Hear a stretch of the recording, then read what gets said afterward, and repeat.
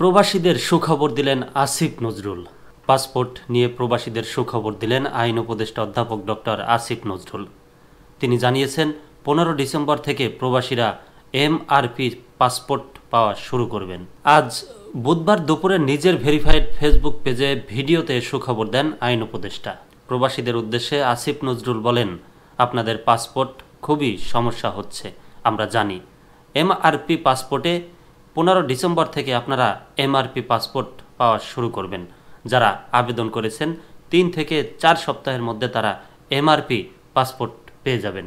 Passport প্রাপ্তিতে Saudi ও মালয়েশিয়ায় অগ্রাধিকার দেওয়ার কথা জানিয়ে আইন উপদেষ্টা বলেন, প্রথম প্রায়োরিটি দেওয়া হবে সৌদি আরব ও মালয়েশিয়াতে। এরপর যেসব কান্ট্রিতে ডিমান্ড বেশি তাদের ক্ষেত্রে প্রায়োরিটি দিয়ে সমস্যাটা 3 থেকে 4 সপ্তাহের মধ্যে সমাধান করা হবে। এত পরিমাণ এমআরপি পাসপোর্ট ছাপানো হচ্ছে যে ইনশাল্লাহ আগামী 2-3 বছরে এই সমস্যা আর হবে না। পাসপোর্টের জন্য প্রবাসীদের ভোগান্তির ঘটনায় দুঃখ প্রকাশ করে আসিফ নজরুল বলেন, এই সমস্যাটা তৈরি হয়েছে বিগত ফ্যাসিস্ট সরকারের আমলে।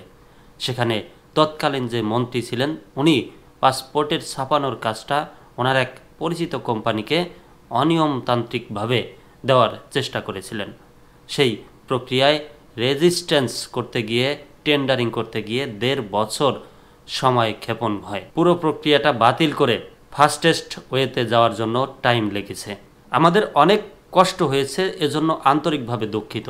ইনশাল্লাহ 15 ডিসেম্বর থেকে আপনারা পাসপোর্ট পাওয়া শুরু করবেন। উল্লেখ্য, পাসপোর্টের জন্য সারা বিশ্বে প্রবাসী বাংলাদেশিদের মধ্যে হাহাকার চলছে। বিশেষ করে শ্রমিক অধ্যুষিত দেশগুলোতে এই সংকট প্রকট আকার ধারণ করেছে।